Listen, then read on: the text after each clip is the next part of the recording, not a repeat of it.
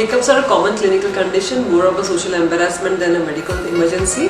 The common home remedies that we could use for hiccups are drinking water quickly. If that doesn't work, try sipping iced tea in slow sips. That works most of the times. If this doesn't work, try closing your nostrils with both the thumb and the finger for a few seconds, like say 5 or 6 seconds. That usually stops the hiccups.